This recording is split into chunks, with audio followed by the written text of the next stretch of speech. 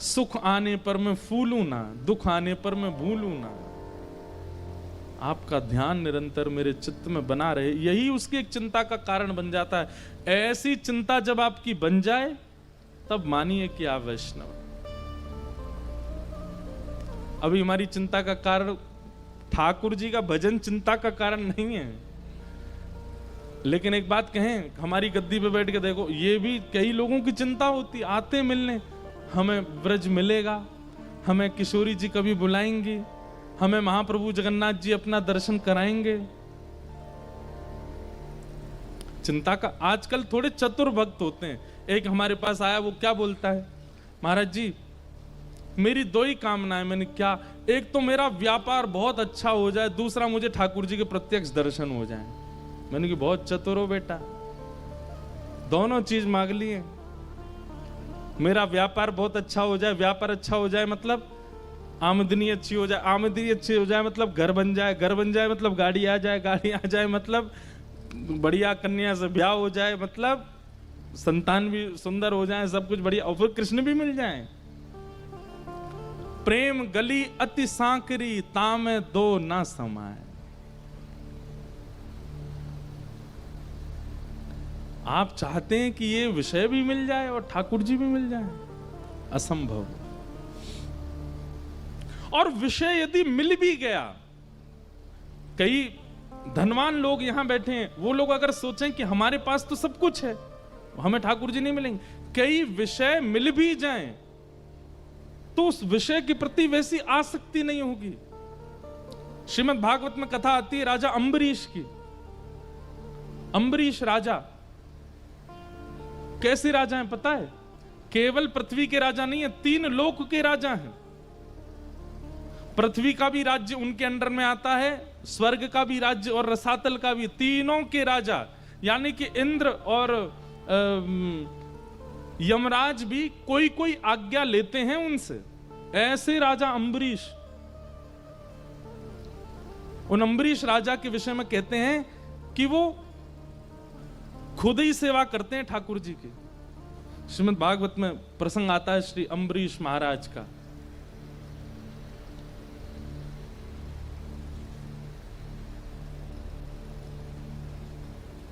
अम्बरीश महाराज के लिए कहते हैं कि अम्बरीशो महाभागः सप्तद्वीपवतिमहम्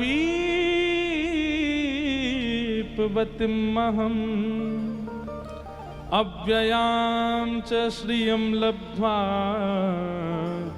विभवं चातुलं भुवि।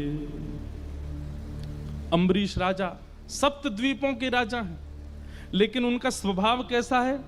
तो सवै मनः कृष्ण पदारविंदयो वर्चांसि वैकुंठ गुणानुवर्णने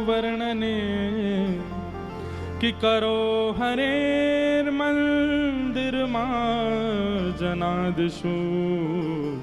श्रुतिम चकाराच्युत सत्कथोदय। सीखने वाली बात है, बहुत ध्यान से सुनिएगा।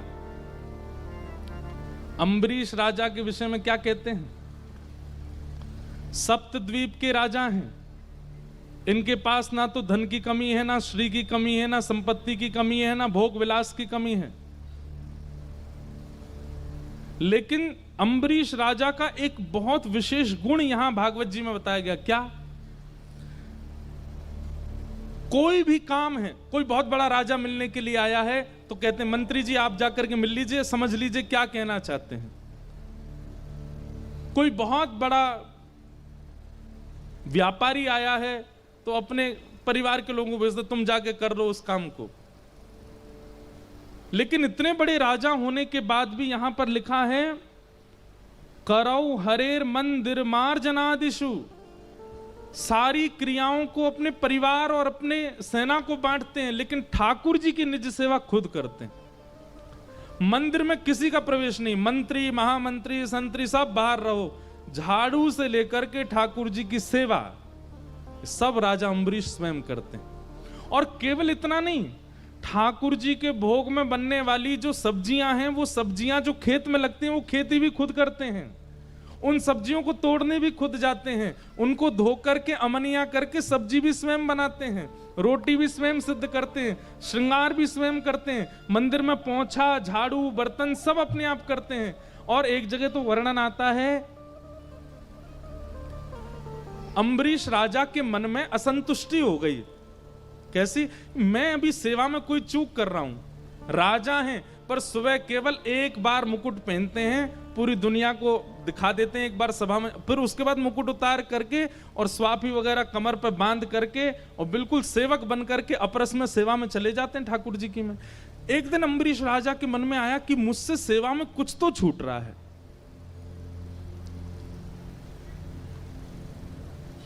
ऐसी कौन सी सेवा है जो शायद मैं नहीं करता हूं, कहीं और से हो रही है।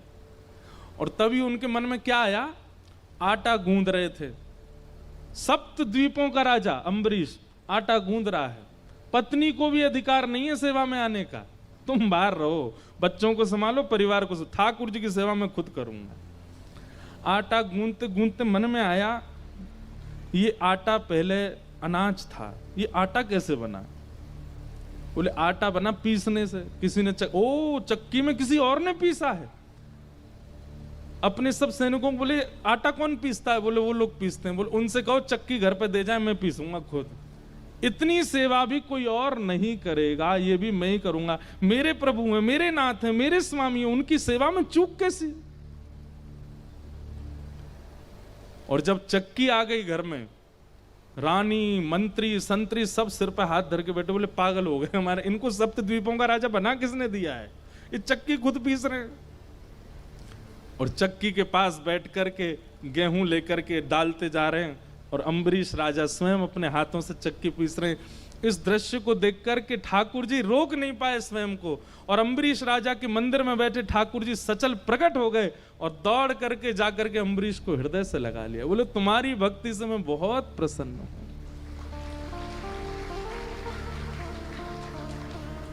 तुम्हारे पास क्या कमी है? अरे कोई एक नगर का राजा होता, एक देश का राजा होता, तुम सप्त द्वीपों के राजा हो। तुम्हारी भ्रकुटी टेढ़ी करने पर देवता भी हिल जाते हैं और तुम यहां चक्की पीस रहे हो मेरी सेवा के लिए।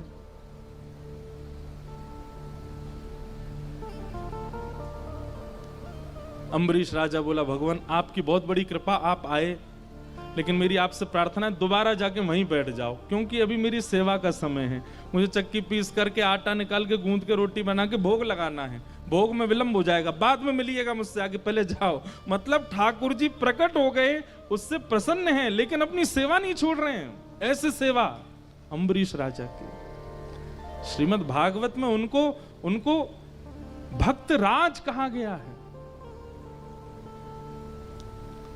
एक दिन अम्बरीश राजा चक्की पीस रहे थे, जेठ का महीना, भयंकर गर्मी, तो अम्बरीश को पसीने आ गए। अब अपने पसीने नहीं पहुंच रहे हैं, क्यों? क्योंकि कहीं एक बूंद भी गिर गया आटे में तो सेवा खंडित हो जाएगी, तो अपना मुख दूर करके ऐसे चक्की पीस रहे थे। इतने में ही अम्बरीश राजा को लगता बड़ी ठंडी ठंडी हवा आ रही है और हवा में चंदन की सुगंधी, इत्र की सुगंधी, केसर की सुगंधी आ रही है। अम्बरीश राजा ने नेत्र खोल करके देखा तो ठाकुर जी बगल में खड़े अपनी पीतांबरी से हवा कर रहे थे। अम्बरीश राजा की, अम्बरीश के तो नेत्र सजल हो गए, चरणों में गिर गया। भगवान ये क्या कर रहे हैं आप? ये आपको शोभा नहीं देता है, आप परमात्मा हैं, आप भक्त की सेवा नहीं कर सकते। तब भगवान कहते हैं अहम भक्त पराधीन। अम्बरीश तुमने कभी विचार किया कि तुम सप्त द्वीपों के राजा हो और पूरा दिन मेरी सेवा में रहते हो, तो सप्त द्वीपों का संचार कैसे होता है? जब भक्त अपना संपूर्ण मुझे निवेदित कर देता है तो फिर उस भक्त का जीवन कैसे चलेगा? यहां लोगों की शिकायत नहीं खत्म होती, महाराज जी नाम जप कैसे करें, क्यों पढ़ाई बची है, नाम जप कैसे करें, अभी तो जॉब बची है, नाम जप कैसे करें, हमें तो घर के लिए कमाना है, गृहस्थाश्रम में रहते हैं, पत्नी के लिए आदि आदि, इतनी शिकायतें करते हैं। पर अम्बरीश तुमने कभी कोई शिकायत नहीं की, तुम पूरे दिन सेवा में रहते, तुम कभी सोचते नहीं तुम्हारा घर परिवार चलता कैसे? मैं ही तो चलाता हूं।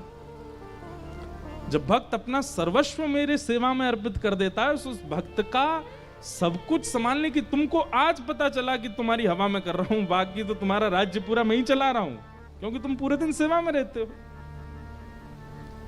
ऐसे भक्तराज अम्बरीश।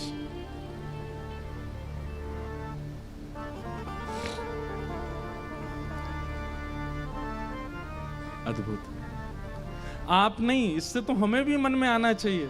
हम भी अपने गिरधर लाल जी को लिए घूमते हैं सब जगह, कई सेवा ऐसी वो हम नहीं करते, श्रृंगार कर देते हैं, बाकी तो आरती की सेवा किसी और की, शयन की सेवा किसी और की, भोग की सेवा किसी और की। क्या सेवा, बस श्रृंगार करके पूरा श्रेय ले लेते हैं, हम करते हैं सेवा। पर ठाकुर जी की एक एक सेवा, एक एक भाव अपने हाथों से हो, तभी तो ठाकुर जी प्रसन्न होंगे। बुरा नहीं मानिएगा, आजकल माताएं अपने बालकों की सेवा के लिए एक माता जी और रखती हैं, वही गोदी में लेके चलेंगी, वही दूध पिलाती हैं, वही सेवा करती हैं, वही सुलाती हैं, वही उसको सब जगह करती हैं सब क्रिया, बस श्रेय लेने को। कौन की इतनी सुंदर लाली को, मेरी है, अरे मेरी लाली आ जा। कई बार तो मैंने देखा वो बालक अपनी माँ की गोद में ही रोते हैं, उनके पास जाना है जो सेवा हमारी करते हैं। अरे ये बहुत रो रही है, शांत नहीं हो रही, अरे तुम्हारी बेटी है, तुमसे ही नहीं हो रही। हम ठाकुर जी की सेवा बता रहे हैं मंच पे बैठ के, हाँ अपने खुद की संतानों की सेवा नहीं होती मां से। ठाकुर जी की सेवा तो बहुत दूर की बात है। आप लोग इधर उधर मत देखो, ये सब उसको ढूंढ रहे हैं जिसने अपनी बच्चों की सेवा करवाई किसी से। देख देख देख, तेरे लिए कह रहे हैं महाराज जी।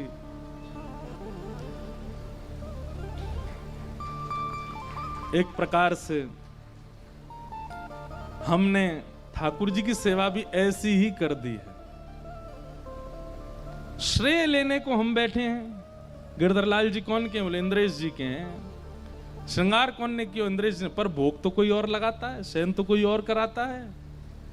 आज अम्बरीश राजा की कथा से एक चीज सीखिएगा कि जितनी ज्यादा हो सके सेवा का अधिकार अपने पास रखो। ठाकुर जी आपके लिए आए, वो आपसे सेवा कराना चाहते हैं,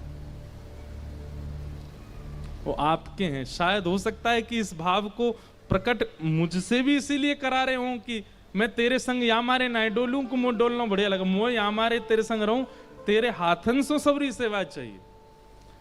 होता है महीना में एक बार कुछ बना करके पवाते हैं ठाकुर जी को, पर रोज अब वही बात है, फिर ये सारी सेवा में लग जाएं तो फिर ना तो किसी से मिल पाएंगे, ना जुल पाएंगे, ना कहीं जा पाएंगे, फिर बहुत। लेकिन करूंगा जरूर, एक दिन अम्बरीश महाराज जैसी सेवा होगी। आप लोग भी दृढ़ संकल्पित हो, हमारे ठाकुर जी की पूरी सेवा हम करें। ठाकुर जी को प्रसन्न करने के लिए भक्ति भाव में आए हैं। केवल संतुष्टि मिलती है कथा सुन के, इसलिए कथा नहीं सुननी है। इसके बाद क्या? भगवत प्राप्ति हमारी इच्छा है।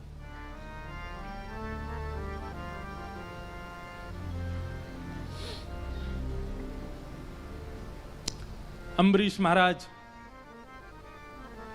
वो एकादशी व्रत करते थे, कथा पता होगी सबको। थोड़े थोड़े आगे आ जाओ, बिना उठे नेक नेक खिसक के आओ। तो अम्बरीश राजा एकादशी व्रत करते थे और आपका नियम था कि आप समय पंचांग देख करके द्वादशी कब लग रही है तभी पारणा करते थे।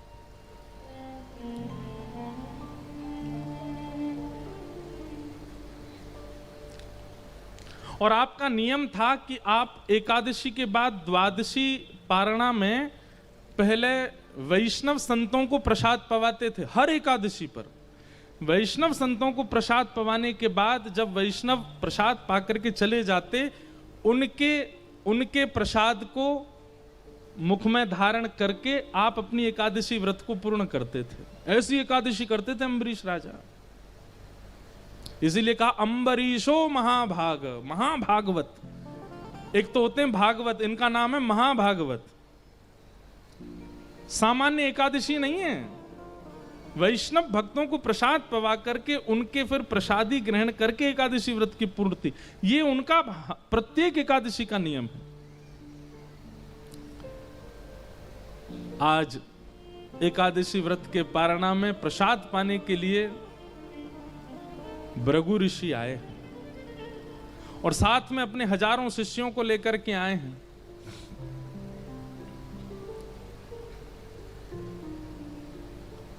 आए, चरण धोए, चरण धो करके उनका तिलक किया, बहु सम्मान किया, माला पहनाई, दक्षिणा प्रदान की। अम्बरीश राजा ने कहा भगवान प्रसाद तैयार है, आप पाने के लिए विराज जाइए। भृगु ऋषि बोले अभी संध्या का समय हो गया है, हम संध्या करके आते हैं, स्नान करके आते हैं, तब तक तुम प्रसाद की तैयारी करो, हम अभी आ रहे हैं। अच्छा, भृगु ऋषि प्रसाद पाने और व्रत पूर्ण कराने नहीं गए थे, वो परीक्षा लेने ही गए थे अम्बरीश राजा की। नारद जी से इतनी प्रशंसा सुनी थी, नारद जी जब भी मिलते भृगु ऋषि को तब कहते भाई भक्त तो अम्बरीश है, सप्त द्वीपों का राजा भक्त अम्बरीश है, उस जैसा भक्त नहीं देखा। तो इनके मन में भी आया हम भी तो देखें ऐसा कैसा भक्त है। अम्बरीश महाराज का नियम था कि आप संतों को प्रसाद पवाते और जैसे ही पारणा का समय होता उसी समय प्रसाद ग्रहण करके अपना व्रत खोलते थे।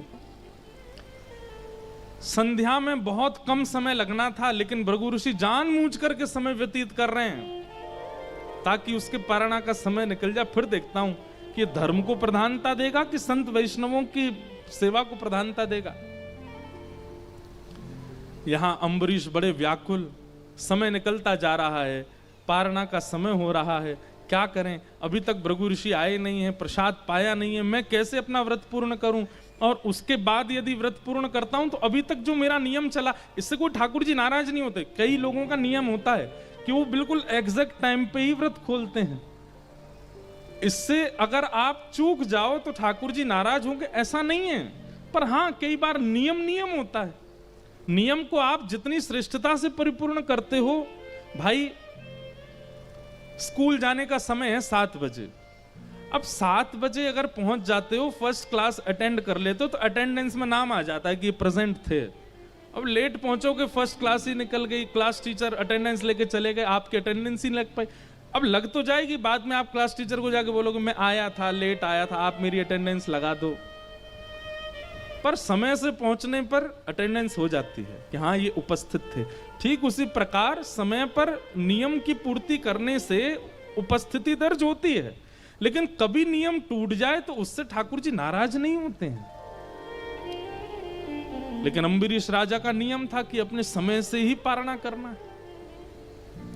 और यहां भृगु ऋषि तो जबरदस्ती आत्मजल लेकर के बैठे हैं, संध्या कर रहे हैं, बोले कि आज इसका समय ही निकले, देखता हूं क्या करेगा। 2-4 मिनट रह गए थे, वशिष्ठ ऋषि के चरणों में जाकर के प्रणाम किया, अपने गुरुदेव को प्रणाम करते हुए अम्बरीश राजा बोले भगवान कुछ बताइए ना, भृगु ऋषि आए प्रसाद पाने लेकिन अभी तक आए नहीं है और मेरे पारणा का समय हो गया, मैं क्या करूं, मेरा नियम टूट जाएगा। मेरे नियम में मुझे कुछ समृद्धि या उपलब्धि नहीं चाहिए, केवल भगवत दर्शन का नियम रखा है मैंने। मैं इस नियम को इसलिए पालन करता हूं ताकि ठाकुर जी मेरे हो जाएं बस। और कहीं ये नियम टूट गया तो ठाकुर जी मेरे होने में दिक्कत ना हो जाए। वशिष्ठ ऋषि बोले देखो तुम एक काम करो, बोले क्या, ठाकुर जी का अभिषेक करो और अभिषेक करके जो पंचामृत ठाकुर जी का होगा उसका पान कर लो, अपना नियम भी हो जाएगा और फिर जब भृगु ऋषि पाके चले जाएं तो उस प्रसाद को पा लेना। और आपने तुरंत ठाकुर जी का अभिषेक किया पंचामृत हाथ में लेकर के, और जैसे ही पारणा का समय हुआ तुरंत उसको पान करके अपना नियम पूरा कर दिया। ये यहां पी ही रहे थे कि इतने में भृगु ऋषि आ गए। और भृगु ऋषि आकर के बोले अच्छा, हमको बुलाना तो ढोंग है तुम्हारा, तुम तो केवल अपने नियम के पक्के हो, अपने नियम का पालन करना जानते हो। अरे जब ये नियम था कि कोई ऋषि आकर के पाएगा उसके प्रसाद के बाद ही मैं ग्रहण करूंगा, तो ये नियम तुमने तोड़ा क्यों? अम्बरीश राजा बोले नहीं, मैंने वैसे नहीं, कोई भाव नहीं था भगवान, अन्न सेवन तो अभी भी आपके प्रसाद के बाद ही पाऊंगा, केवल मेरे एक समय पर नियम पूर्ति के लिए मैंने गुरु आज्ञा लेकर के बस चरणामृत लिया। लेकिन भृगु ऋषि क्रोध में भर गए, तुरंत अपनी जटा फेंक करके नीचे, कृत्या नाम की राक्षसी प्रकट हो गई और उसको कहा विध्वंस कर दो अम्बरीश राजा का। अम्बरीश राजा तो हाथ जोड़ करके बैठ गए, नेत्रों से आंसू। बोले भगवत मिलन तो हुआ नहीं, एक राक्षसी के द्वारा वध होगा मेरा। हे नाथ मेरी रक्षा करो, मैंने जानबूझ करके वैष्णव अपराध नहीं किया है, मैंने ऋषि का अपराध जानबूझ केवल अपने नियम की रक्षा के लिए आपका चरणामृत सेवन किया है। ठाकुर जी से कहां देखा जा रहा था? प्रबल प्रेम के पाले पड़कर हरि को नियम बदलते देखा, अपना मान टले टल जाए पर भक्त का मान न टलते देखा। तुरंत भगवान ने सुदर्शन जी को आज्ञा की, बोले जाइए पहले तो कृत्या को खत्म करो, और उसके बाद ये बहुत सबको श्राप देते रहते, भृगु ऋषि आज इनको मजा चकाओ। इतने में ही देखा कि दूसरे सूर्य के समान तेज पृथ्वी की ओर आ रहा है। देख करके कृत्या घबराई, वो सूर्य नहीं था, सुदर्शन जी महाराज थे। हमारे जगन्नाथपुरी में महाप्रभु जी 4 विग्रह में विराज रहे हैं, श्री जगन्नाथ जी, सुभद्रा जी, बलराम जी, और श्री जगन्नाथ जी के ठीक बगल में श्री सुदर्शन जी। सुदर्शन यहां संगी रहते हैं ठाकुर जी के, और सुदर्शन जी भी विकराल रूप में नहीं है, सामान्य से रूप में है। नील चक्र के रूप में ऊपर मंदिर के ऊपर जो चक्र विराजमान है वो नील चक्र के रूप में, वहां सुदर्शन जी का एक चक्र रूप में दर्शन है। बाकी ठाकुर जी के बगल में तो वंशी की तरह सुदर्शन जी बैठे हैं, और जगन्नाथ जी इतने बड़े हैं तो वंशी की तरह ही लगती हैं सुदर्शन जी महाराज। सुदर्शन जी को आज्ञा कर दी, जाकर के कृत्या का वध कर दिया, और कृत्या के बाद सुदर्शन जी भागे भृगु ऋषि के पीछे। तीनों लोकों में डोल लिए। इंद्र से जाकर के कहा रक्षा करो, नहीं कर पाए। शंकर जी से कहा रक्षा करो, नहीं कर पाए। यमराज से कहा रक्षा करो, नहीं कर पाए। दौड़ते दौड़ते सुदर्शन जी से ही बोले कि भैया कैसे बचा, आपसे कैसे बचूं, आप ही बताओ। बोले जिन्होंने हमको छोड़ा उनके पास जाओ। दौड़े दौड़े भगवान के पास गए, बोले प्रभु मुझे क्षमा कर। भगवान बोले देखो ये सुदर्शन जी रहते हमारे पास हैं, पर ये हमसे ज्यादा हमारे भक्तों के सेवक हैं। ठाकुर जी की लीला देखो, क्या कह रहे हैं? बोले हमसे ज्यादा हमारे भक्तों के सेवक हैं, हमारे कहने से नहीं रुकेंगे ये। अगर भक्त राज अम्बरीश कह देगा तो ये रुक जाएंगे, और उसके लिए आपको अम्बरीश के चरणों में जाकर के क्षमा याचना करनी पड़ेगी। कितने अपने भक्तों से कितना प्रेम करते हैं ठाकुर जी। भृगु ऋषि बोले आप एक बार कह के तो देखिए। भगवान बोले सुदर्शन जी रुक जाओ, सुदर्शन जी रुक जाओ। सुदर्शन जी रुके नहीं, भीतर से सब पता है आपस में। सुदर्शन जी तो और उग्र रूप में, देखो रुके ही नहीं रहे, सुन ही नहीं रहे हमारी, जाओ अम्बरीश राजा के पास जाओ। अंत में भृगु ऋषि दौड़े दौड़े आए और साष्टांग प्रणाम किया अम्बरीश राजा को, मुझे क्षमा कर दो, मैंने तुम्हारी परीक्षा की, मुझसे अपराध हो गया। अम्बरीश राजा के तो नेत्र सजल हो गए, दंडवत। बोले नहीं भगवान आप कृपा करके मुझे प्रणाम ना करें। बोले एक बार कह दो क्षमा कर। बोले नहीं आपने कुछ किया ही नहीं, मैं क्यों कहूं। बोले भैया तू देरी करेगा ये मुझे मार देंगे, तू बोल दे एक बार। अंत में अम्बरीश जी ने सुदर्शन जी से प्रार्थना की कि आप इनको कुछ मत कहो। तुरंत सुदर्शन जी शांत हो गए, लौट करके वापस चले गए।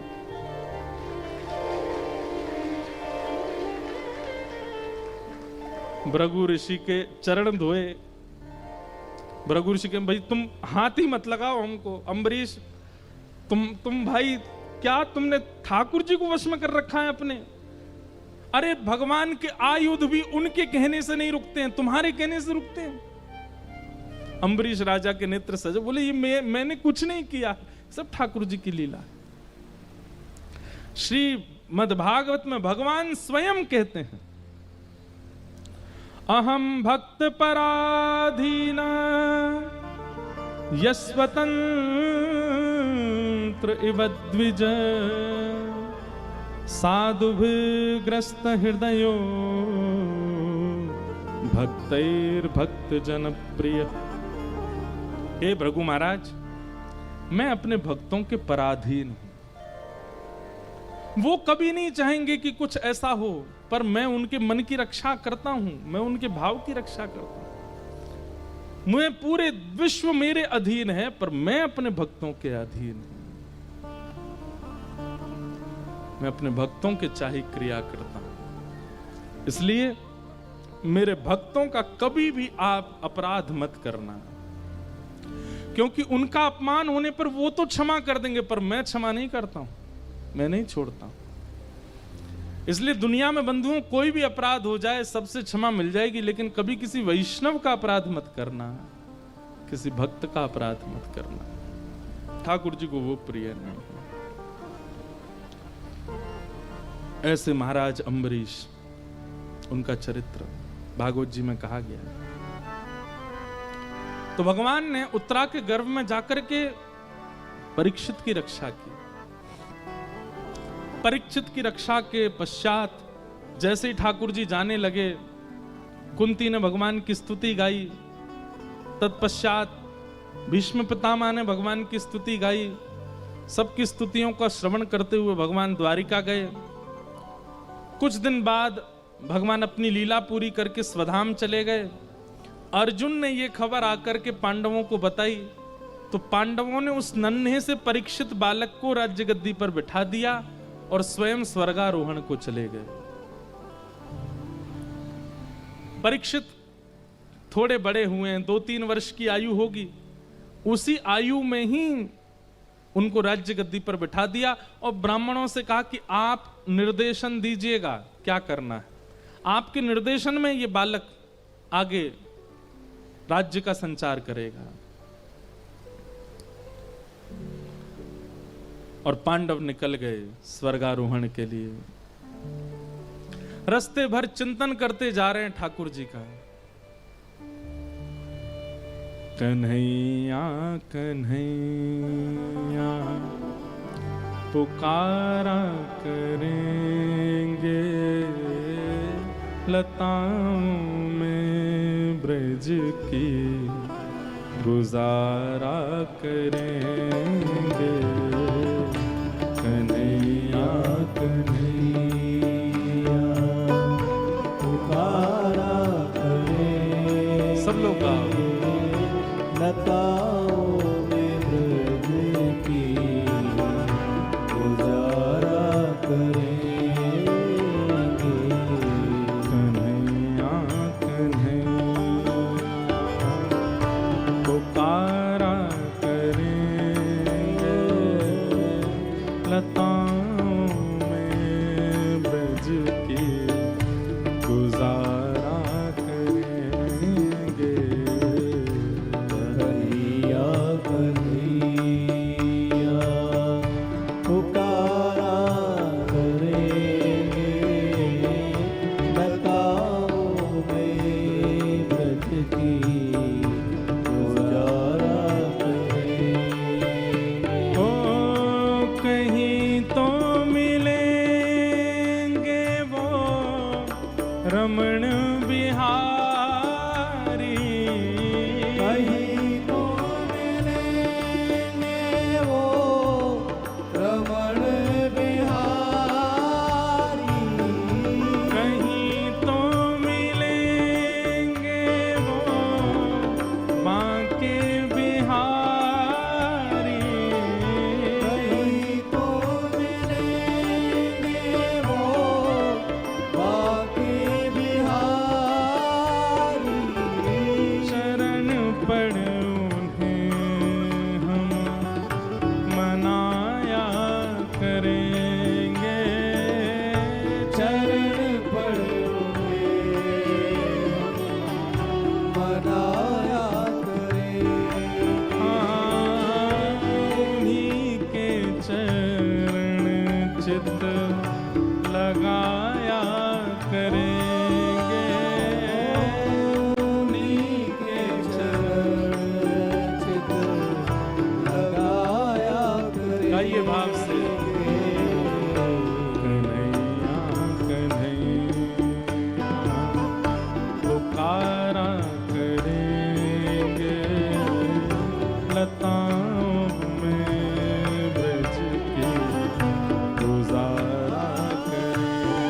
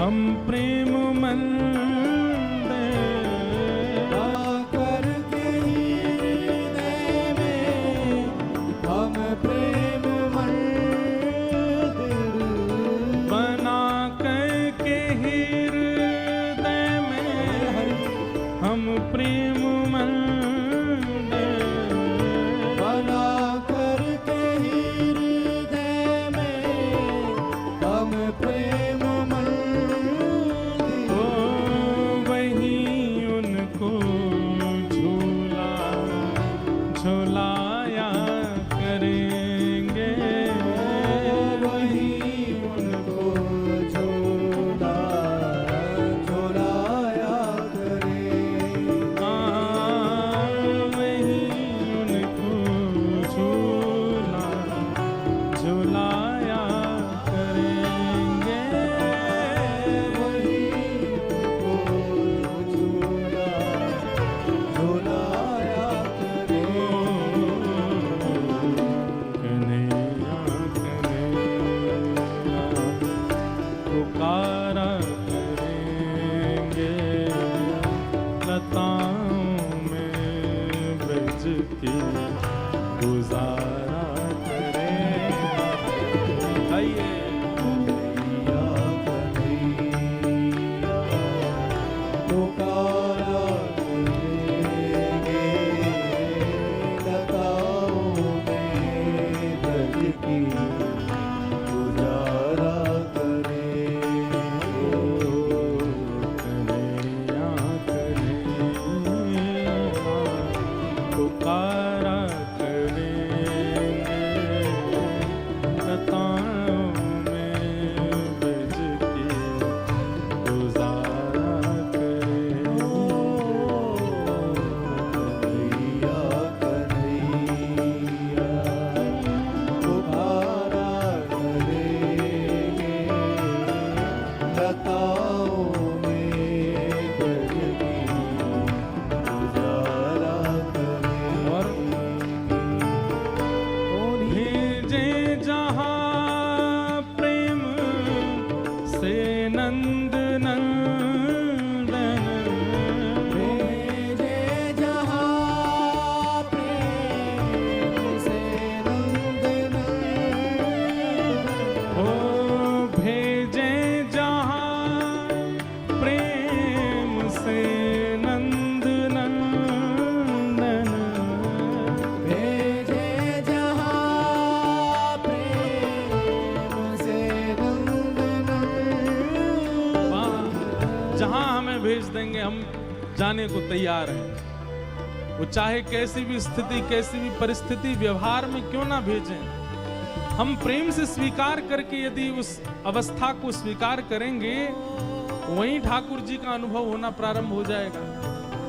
ओ भेजे जहाँ प्रेम से नंद नंदन भेजे जहाँ प्रेम से नंदनंदन ओ वहीं श्याम वंशी बजाया करेंगे वहीं श्याम वंशी बजाया करें ओ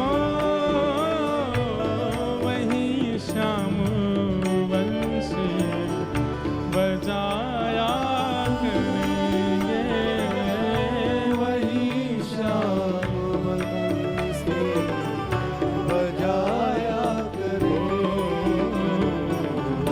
कन्हैया कन्हैया पुकारा करेंगे लताओं में ब्रज की गुजारा करेंगे कन्हैया कन्हैया पुकारा करेंगे लताओं में ब्रज की भाव से गा ओ राधे राधे गोविंद गोविंद राधे राधे राधे गोविंद गोविंद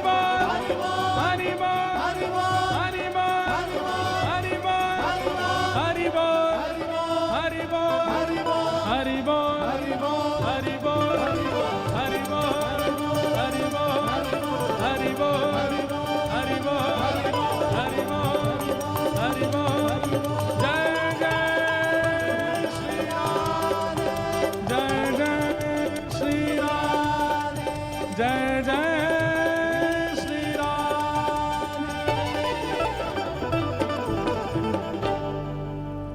श्री जगन्नाथ महाप्रभु की जय। विराजो।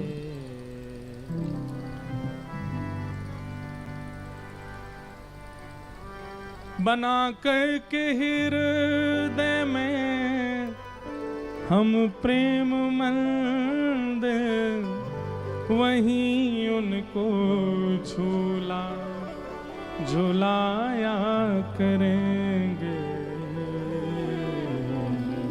कन्हैया कन्हैया पुकारा करेंगे,